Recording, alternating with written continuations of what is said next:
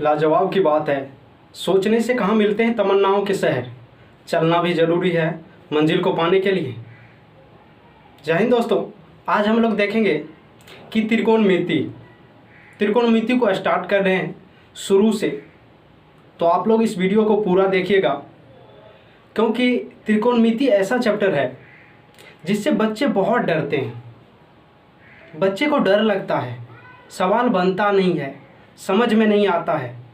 तो आज हम लोग आसान भाषा में इस चैप्टर को पढ़ेंगे। उससे पहले जो भी इस चैनल पर नए हैं, इस चैनल को लाइक कीजिए, सब्सक्राइब कीजिए और पूरा देखिए। तो चलिए हम लोग क्लास स्टार्ट करते हैं। त्रिकोणमिति, जिसको हम लोग इंग्लिश में कहते हैं ट्रिगोनोमेट्री। ट्रिगोनोमेट्री,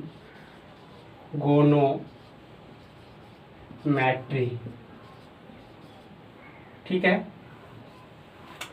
त्रिकोणमिति का अर्थ क्या होता है, इसके बारे में पहले हम लोग जानेंगे। तो यहाँ पे देखिए त्रि लिखा हुआ है। त्रि त्रि त्रि का अर्थ हुआ, त्रि का अर्थ हुआ, इसमें तीन शब्द है, त्रि, कोण, कोण और एक है मिति, मिति। पहले त्रिकोणमिति जानेंगे है क्या, इसका अर्थ क्या होता है। तो इसका अर्थ होता है त्रि मतलब तीन, त्रि का अर्थ तीन, कोण मतलब कोण होता है, तीन कोण, और मिति का अर्थ हुआ माप। अर्थात हम लोग कह सकते हैं तीन कोणों का माप त्रिकोणमिति कहलाता है। कोई भी तीन कोण वाला त्रिभुज हो, उसको अगर हम लोग मापते हैं तो उसी को हम लोग कहते हैं त्रिकोणमिति। उसके बारे में ही आज हम लोग चर्चा करेंगे। तो त्रिकोणमिति को आप लोग पूरा अच्छा से पढ़िए, पूरा वीडियो देखिए, बहुत आसान भाषा में समझ में आएगा। अब देखिए तीन कोण क्या होता है। त्रिकोणमिति में एक है समबाहु त्रिभुज, एक होता है समद्विबाहु, समकोण। लेकिन उसके बारे में हम लोग को नहीं पढ़ना है, सिर्फ समकोण त्रिभुज के बारे में पढ़ना है, जिसका एक कोण होता है कितना डिग्री का, 90 डिग्री का। इसका हम लोग क्या करते हैं, नाम दे देते हैं ए, बी और सी, नाम दे दिए। इस त्रिभुज को अगर आप लोग समझ जाते हैं तो त्रिकोणमिति में कोई भी दिक्कत नहीं होता। यहाँ पे देखिए ये जो कोण है इसको हम लोग मान लेते हैं थीटा, थीटा। इससे ही सब खेला होगा। इसमें जो ये है इसको हम लोग कहते हैं क्या, लंब। ये भुजा जो है, ये भुजा, इसको हम लोग कहते हैं लंब। ये होता है कर्ण, कर्ण, और ये भुजा जो है ये होता है आधार, आधार। लंब को हम लोग सूचित करते हैं P से, परपेंडिकुलर। इसको हम लोग सूचित करते हैं H से, और इसको हम लोग सूचित करते हैं B से, ठीक है। हाइपोटेनियस H से और बेस आधार। अब इसमें हम लोग को देखना है, एक चीज आप लोग हमेशा देखिए कि कोण बदलने पे, ये जो हम लोग कोण माने हैं, ये कोण अगर बदलेगा, ये अगर यहाँ पे थीटा है, यही थीटा यहाँ पे दे दिया जाए, तो इसका ना लंब और आधार बदलेगा, लेकिन कर्ण सेम रहेगा। जैसे एक हम त्रिभुज और बनाते हैं, यहाँ पे देखिए ऐसा समकोण त्रिभुज बना लिए, ये कोण हो गया, इसका नाम दे देते हैं क्या, ए, बी और सी। इसका कोण यहाँ पे देते हैं, ये कोण अगर थीटा हो जाए, ये कोण अगर सी थीटा रहेगा तब तो लंब, कर्ण और आधार यही रहेगा। लेकिन जैसे ही कोण ऊपर आ जाएगा, कोण यहाँ पे बनेगा, यहाँ पे थीटा हो जाएगा ए कोण थीटा, तो इसमें कर्ण तो यही होगा, कर्ण तो फिक्स है, यही कर्ण एसी। लेकिन यहाँ से अगर देखेंगे तो इसके लिए ये लंब हो जाएगा, ये हो जाएगा लंब और ये हो जाएगा आधार। दो त्रिभुज को समझिए, ये आधार हो जाएगा, ये लंब हो जाएगा। ये कैसे होता है, ये देखिए कोण यहाँ पे है, यहाँ पे है थीटा, कोण सी थीटा है, तो इसका सामने वाला भुजा ये जो होता है, यहाँ से अगर हम लोग खड़ा होकर के देखें इस कोण पे, तो यहाँ का सामने वाला भुजा ऐसे अगर मुड़ी उठा करके देखेंगे तो ये होगा, तो सामने वाला भुजा लंब होता है और नीचे वाला भुजा आधार होता है। इसी प्रकार से अगर हम लोग एक कोण पे अगर खड़ा हो जाते हैं तो इसका सामने वाला भुजा क्या हो जाएगा, इसका सामने वाला भुजा तो ये हो जाएगा। तो यहाँ से अगर खड़ा हो जाए तो यहाँ देखेंगे तो ये लंब हो जाएगा, सामने वाला भुजा लंब होता है और ये नीचे वाला भुजा आधार हो जाएगा। सिर्फ दो ही त्रिभुज है इसमें,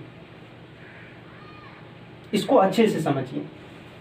कोण के सामने वाला भुजा, कोण के सामने वाला भुजा लंब होता है, यहाँ पे भी लंब होगा, और यहाँ पे भी अगर खड़ा होते हैं तो ऊपर से अगर इधर देखेंगे तो सामने वाला भुजा तो ये होगा BC, तो ये मेरा लंब हो जाएगा, इसको हम लोग कहेंगे P, इसको P। और H देखिए दोनों में सेम है, H यहाँ पे है तो यहाँ पे भी H है, कोई दिक्कत? तो चलिए हम लोग आगे बढ़ते हैं, इस त्रिभुज को मिटा देते हैं।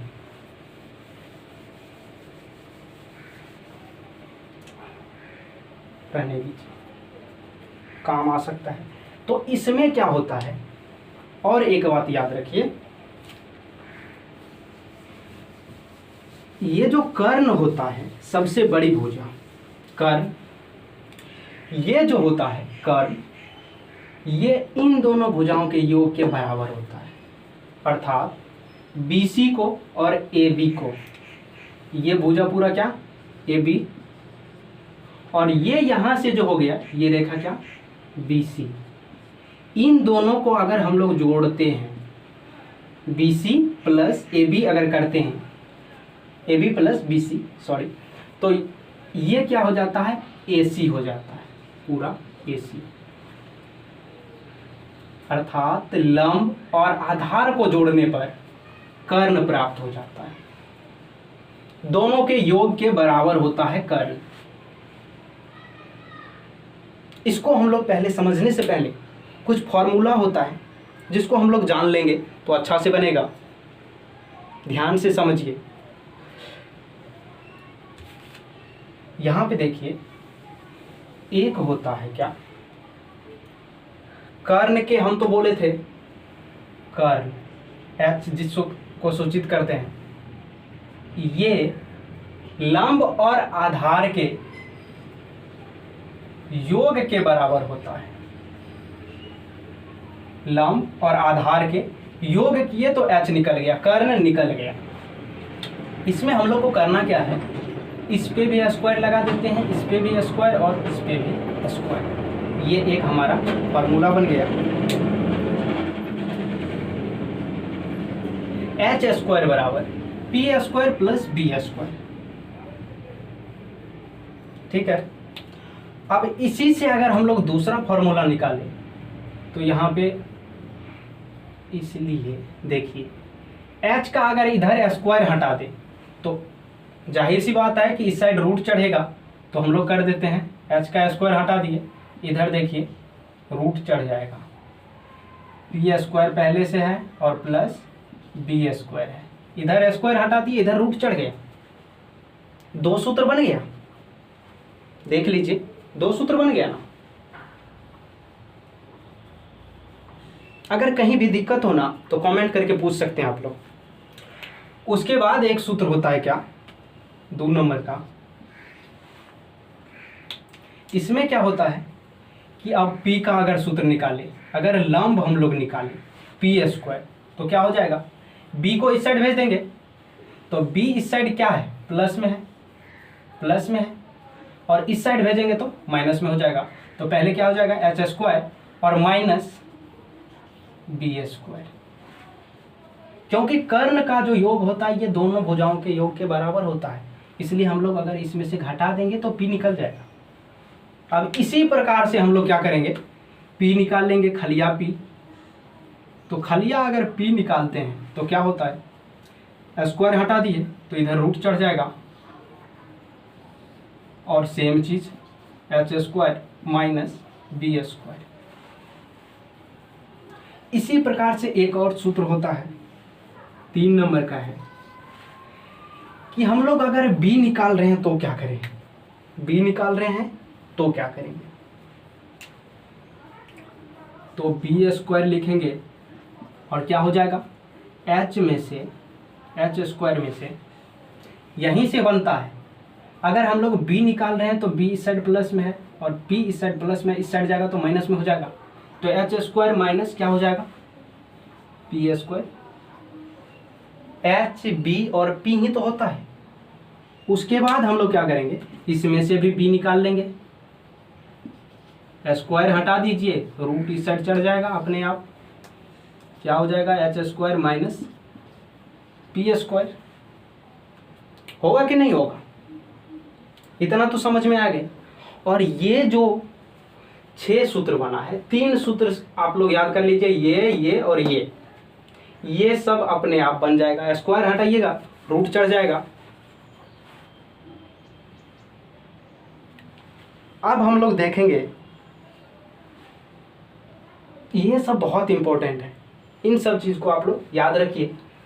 अब हम लोग देखेंगे क्या, त्रिकोणमिति के निष्पत्तियां कितना होता है, त्रिकोणमिति का निष्पत्तियां कितना होता है, 6 होता है। वो कौन कौन, यहां पे देखिए, ये चित्र को हम मिटा सकते हैं क्या,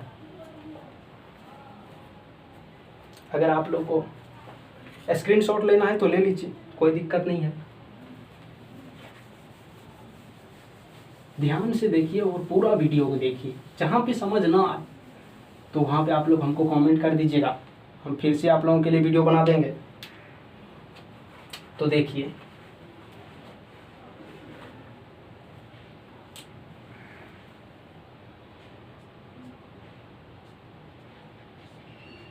त्रिकोणमिति के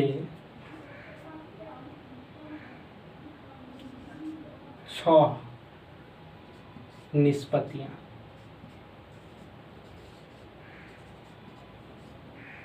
अब वो कौन कौन होता है, अब हम लोग जानेंगे इस वीडियो में। 6 निष्पत्तियां। पहला होता है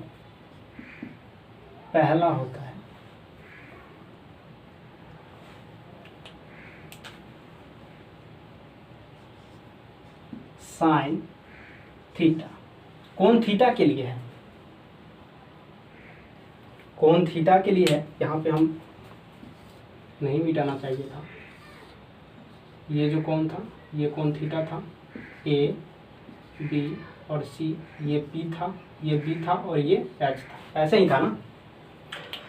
तो साइन ये थीटा कोण के लिए, इसके लिए क्या हो जाएगा, साइन थीटा बराबर पी बटे एच। अगर कोण थीटा दिया हुआ रहेगा तो हम लोग थीटा देंगे, अगर A B C P Z कुछ भी दिया हुआ रहेगा यहाँ पे तो हम लोग थीटा की जगह पे वही कोण का नाम देंगे, ठीक है। याद नहीं करना पड़ेगा, देख लीजिए, साइन थीटा, इसका उल्टा होता है विपरीत कोसेक थीटा। क्या, ये भी कोण थीटा के लिए है, इसका विपरीत होता, उल्टा होता है, तो ये क्या हो जाएगा, इसका उल्टा हो जाएगा, एच बटे क्या हो जाएगा, पी।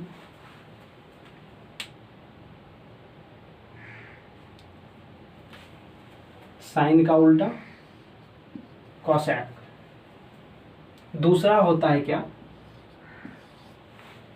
दूसरा क्या होता है, कॉस थीटा। कॉस थीटा, सब कोण थीटा के लिए हम लोग लिख रहे हैं, इसलिए यहाँ पे थीटा दे रहे हैं कोण के जगह। तो ये क्या होता है, B/H। ठीक, अब इसका भी उल्टा होता होगा, वो होता है sec थीटा। कॉस का उल्टा sec, तो इसका जब उल्टा हुआ तो H/, क्या हो जाएगा, B। ये इसका उलट जाएगा, ये इसका उल्टा हो गया, कॉस का उल्टा sec। अब तीसरा होता है क्या, तीसरा होता है tan थीटा। tan थीटा, ये क्या होता है, P/B। P/B, और इसका उल्टा क्या होता है, cot थीटा। ये क्या हो जाता है, उलट जाएगा, ये B ऊपर में और P नीचे में। ये हो गया 6 निष्पत्तियां। इसी पे हम लोग को सवाल बनाना है। अगर इसको आप लोग हिंदी में लिखना चाहते हैं तो ऐसे लिख सकते हैं, P को हम लोग कहते हैं लंब और H को कहते हैं कर्ण। यहाँ पे क्या हो जाएगा, ये ऊपर चला जाएगा कर्ण, और बट्टे में क्या हो जाएगा, लंब, क्योंकि इसका जस्ट उल्टा होता है। यहाँ पे देख लीजिए, ये B का अर्थ होता है आधार, आधार, और ये H कर्ण, और इसका अगर हम लोग लिखें तो इसको उल्टा कर दीजिए, कर्ण बट्टे क्या हो जाएगा, आधार, आधार। अब इसका अगर लिखेंगे तो लंब बट्टे क्या हो जाएगा, आधार, और इसी तरह कॉट का उल्टा कर दीजिए, क्या हो जाएगा, आधार बट्टे लंब, लंब।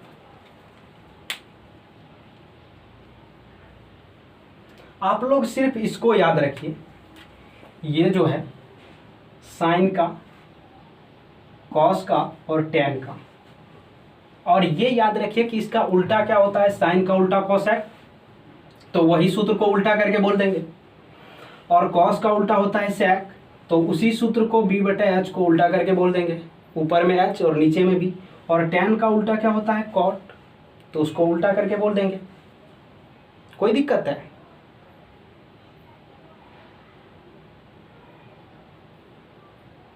इस तरह से आप लोग इस सूत्र को याद रख सकते हैं। इसमें भी सिर्फ इसको याद रखिए, इसको, और ये तीनों अपने आप बन जाएगा। कितना आसान तरीका है। तो आज के लिए बस इतना ही, मिलते हैं ऐसे ही एक नए वीडियो के जरिए।